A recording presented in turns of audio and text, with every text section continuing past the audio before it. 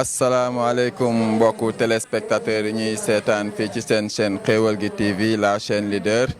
ñu ngi nuyu ñëpp ñi nga xam ne ñoo ñuy seetaan fii ci biir réew mi ak ñi nga xam ne ñoo nekk si bitim réew tey nag seen chaîne Xéweul gi TV dafa ñëwoon ba fii ci Fawru Séeréer mu ngi nekk ci arrondissement de Paos si commune Gént Kaay tey nag ñu ngi ñëwoon fii ci école bi nga xam ne le directeur s'appelle monsieur Boubacar Badji moom moo fi ñëwoon tey di organiser li ñu tuddee journée de l'excellence donc xam naa ne si kanam duñ def lu dul dugg wane la leen li nga xam ne moo nekkoon programme bi. Monsieur l'inspecteur de l'éducation et de la formation de Nioro du Rip, monsieur le maire de la commune de Gént Kaay, monsieur le parrain de la journée, mon lieutenant Doudou Fall Seck, mesdames et messieurs enseignants de l'école élémentaire de Fawru Séeréer, messieurs et madame enseignants et enseignantes de l'ensemble de la commune de Gént Kaay, du district de Gént Kaay, du département de Nioro du Rip, messieurs et madame des invités, chers parents d'élèves, chers élèves, bonjour. C'est avec un très grand plaisir, un immense plaisir, que je vous vois aujourd'hui à l'école élémentaire de Fawru Séeréer. Je ne saurais où commencer, où est-ce que je vais terminer, tellement que je suis comblé de joie. L'école de Fawru Séeréer, comme à l'accoutumée, a organisé aujourd'hui la journée de l'excellence. À l'instar de toutes les écoles du département comme du Sénégal, nous allons fêter aujourd'hui nos meilleurs élèves. Et je dirais que, chers enfants, vos parents sont là, nous sommes là, on va fêter ensemble. Je commencerai mon allocution surtout par des remerciements d'abord. Je vais faire l'inverse. Je remercie l'ensemble des enseignants qui sont là avec moi, mes collaborateurs, mes fidèles collaborateurs. Je remercierai les anciens collaborateurs, les anciens enseignants de l'école de Fawru Séeréer, à qui je dis chapeau, à qui je rends tous les hommages. Grâce à vous, chers collègues, vous avez hissé les résultats de l'école, l'atmosphère de l'école, tout ce qui est de l'école de Fawru Séeréer, grâce à vous, la tranquillité d'étudier facilement. Je vous en remercie infiniment. Je remercie aussi l'inspecteur de l'éducation et de la formation, et surtout à son représentant, M. Elhadj Samba Sarr. L'inspecteur, je ne saurais vraiment quel mot vous dire. L'école de Fawru Séeréer, c'est une école d'excellence. J'ai l'habitude de vous le dire dans toutes nos rencontres. L'école de Fawru Séeréer se distingue par ses résultats. Résultats que nous avons hérités de nos prédécesseurs et ces résultats qui continuent jusqu'à nos jours. Je vous demande vraiment de nous accompagner, de nous aider, surtout en enlevant nos multigrades qui sont là, en réhabilitant surtout nos 2 salles de classe. Là, je vous en demande infiniment. Je reviens encore, monsieur le maire, qui est absente, mais c'est indépendant de sa volonté. Elle vient même de raccrocher, la première adjointe, elle vient même de raccrocher. Ils ont un séminaire au niveau de Gént Kaay. De tout cœur, la population de Fawru Séeréer, le maire vous dit qu'elle est avec nous. Et dans peu de temps, elle sera là. Donc, chers amis, chers camarades, moi je ne saurais terminer tout simplement pour vous remercier. L'école de Fawru Séeréer, ce qu'on peut retenir ici, ce sont les bons résultats. Les populations, la jeunesse, tout le monde, je ne fais que vous remercier et je ne saurais quoi dire. Je vous remercie infiniment. Merci beaucoup. Équipe bi nga xamante ne moom moo fi nekk équipe pédagogique bi ma tuddee bés bi te xam ne nekkuma kenn ci dëkk bi koo xamante ne am na responsabilité nekkuma koo xamante ne ci dëkk man kese aw ma fi ndombal tànk man kese aw ma fi liggéey donc suñu jugé nécessaire tuddee ma ko loolu maa ngi ci gis anciens yëpp ñi nga xamante ne marqué nañ seen passage fii ci école Fóoru Séréer génn nekk ay universitaires nekk ay enseignants nekk ay gendarmes nekk ay policiers et j'en passe ci turu ñooñu noonu yëpp maa ngi sant di gërëm équipe pédagogique bi di sant également di gërëm enseignants yi nga xamante ne tey jaar nañ école Fóoru Séréer mën naa ne école bi ñoom ñoo ko créé je veux citer monsieur Ali Lay bi nga xamante ne nekk fi monsieur Mballo madame Kodou Ndiaye ak ñeneen ñi nga xamante ne monsieur Sayer Seck ñi nga xamante ne tey lépp lu ñu doon tey ñoom ñoo ñu ko def parce que ñoom ñoo fi nekkoon nekk di liggéey ci ay conditions yu difficile di jàngale ci ay abri provisoire ba def ci ñun li nga xamante ne xam-xam bi nga xam ne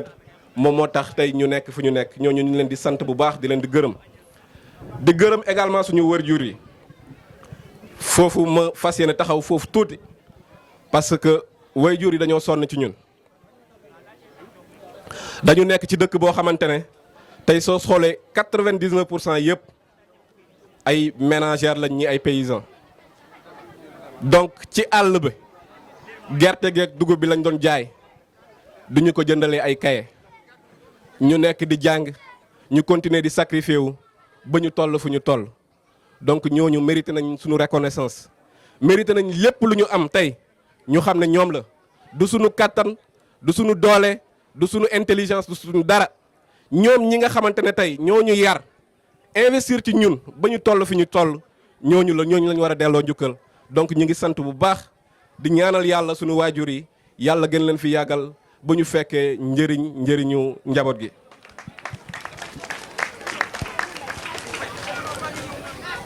di féliciter ñi nga xamante ne aussi ay élèves lañ te ñi nga xamante ne aussi ñoom ñoo sabab bés bi mooy élèves yi nga xamante ne ci seen nattukaay c'est-à-dire évaluation bi nga xamante ne def nañu ko gis nañ ne ñooñ ci gën a xarañ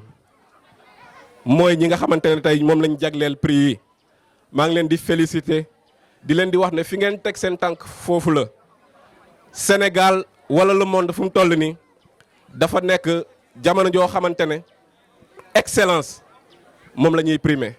donc tey su ngeen bokkee ci nga xamante ne ñoo gën a xarañ ñun dañ leen di féliciter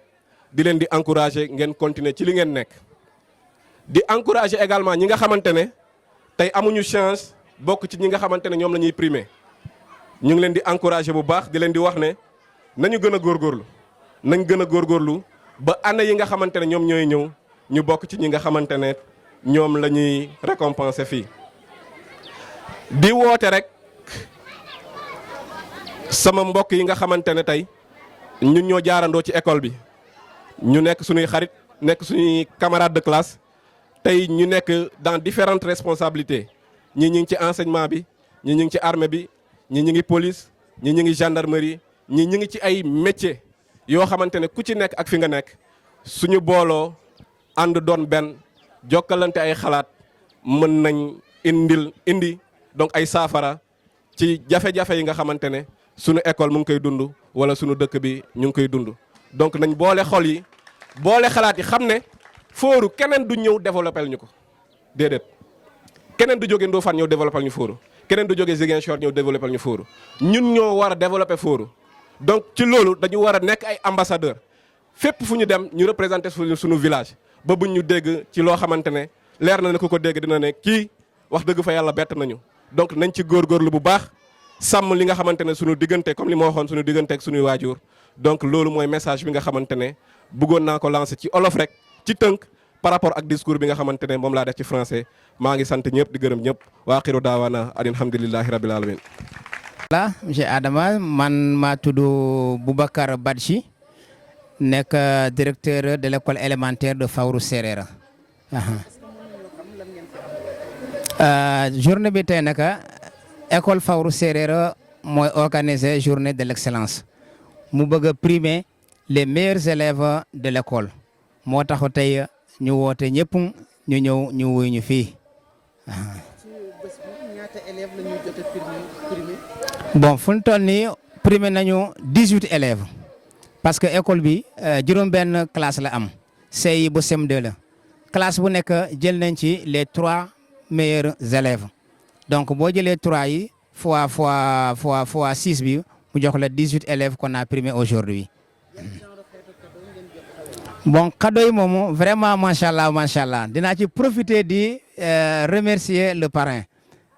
cadeau yi bëri na te aussi jaar na yoon am nañ ci ay cahier de 32 pages cahier de 48 pages cahier de 50 pages de 200 pages de 100 pages des kits géométriques des sacs d'écoliers des bécherelles je me débrouille en anglais vraiment des travaux pratiques. Vraiment, dinaa ci profiter remercier vraiment le parrain qui nous a donné cette fortune-là pour récompenser les enfants. Bon, je m'appelle Boubacar Badji, le directeur de l'école. jafe-jafe ñu am fii nii comme école département Nioro yi ne mooy multigrade classe multigrade yi classe multigrade yi tey gis nga effectif bi bëri na à part classe multigrade yi il y a aussi am na ñaari salle goo xamante ne taw bi dafa mosoon jël zinc ba. gaa yi jéem nañu ba delloo zinc ba mais zinc bi baaxatul bu tawee table yi léppay nëbu maa ngi ñaan nag IEF ma ñaan monsieur le maire ñu jàppale ñu réhabiliter salle de classe yooyu nag bu ñu ko amee dina baax trop waaw photocopieuse bi nag aussi am nañu problème ci photocopieuse léegi pour ñu def composition wala ñu def essai dañuy am jafe-jafe yu bëri moo tax nag ñu bëggoon mais partenaire à l'occurrence docteur Dibor, à l'occurrence monsieur le parrain Doudou et tant d'autres qui sont dans le village ñu jàppale ñu am photocopieuse bu baax dina ci arranger moom ak. waaw xanaa bëgg rek bëgg lool ci li ma fi gis ndax dama ñëw fekk fi village bi yëpp mobilisé wu ànd nekk benn say soo ba léegi kenn jógewu fi loolu na dafa am solo trop ndax école bu fekkante ni population bi approprié nañ ko maanaam gëm nañ ko. nekk ci ginnaawam yaakaar naa lu ñu song dañ koy daan loolu moo nekk loo xam ne lu may rafetlu la di leen ci ñaax di leen ci soññ ndax communauté bi kat léegi ñoom ñoo war a mën a jël en charge les questions d'éducation là pour que véritablement défi yëpp ñu mën ko mën a relever. donc loolu nekk na loo xam ne lu ma neex la nekk na aussi maanaam ki tànn bi ñu tànn parrain bi parrain journée bi tey nekk doomu dëkk bi nekk koo xamee ni fii la fekkee baax fii la jàngee ba tey ci jamono yu metti mu jànge fii. góorgóorlu ñafe góorgóorlu ba tey nekk ci cadre supérieur du Tivaouane dafa nekk loo xam ne wax dëgg yàlla lu jar a magnifier la ci choix bi ndax am na solo xale yi ñu leen di waneleeg ay exemple de réussite yoo xam ne dëgg-dëgg dañ ci mën di inspiré wu pour mën a dëgg-dëgg góorgóorlu pour mën leen a dab wala mën a nekk waraw leen loolu moom lu may rafetlu aussi. waaw loolu nag dafa nekk loo xam ne ni lu ma dépassé la man ndax mënu ma ci wax. représentant dong laa ci waaye dina nekk loo xam ne xëy na dinaa ko àggee kilifa bi nga xam ne moomu yónni mu xam ne que ni situation bi kat donte que ñoom jëloon nañ ko en charge ndax dafa nekkoon loo xam ne wax dëgg yàlla ci seen préoccupation tous les jours la waaye dina nekk rek loo xam ne su ma àggee ak li ñu fi wax yëpp ci ay salle yu ñu war a réhabilité yu ñu war a defaraat yëpp waaw dina nekk loo xam ne dinaa leen ko àggee ñoom ñu xool nag naka lañ koy mën a fexe ba trouver saafara. maa ngi leen jaajëfal di jaajëfal RIP FM di jaajëfal Xewlu gi TV ci liggéey bu rafet bi ngeen def vraiment vous êtes des vrais partenaires et ñu ngi ñaanal seen station yi nekk ay station yoo xam ne dañ leen dégg ba fii ba bitim réew tous mes remerciements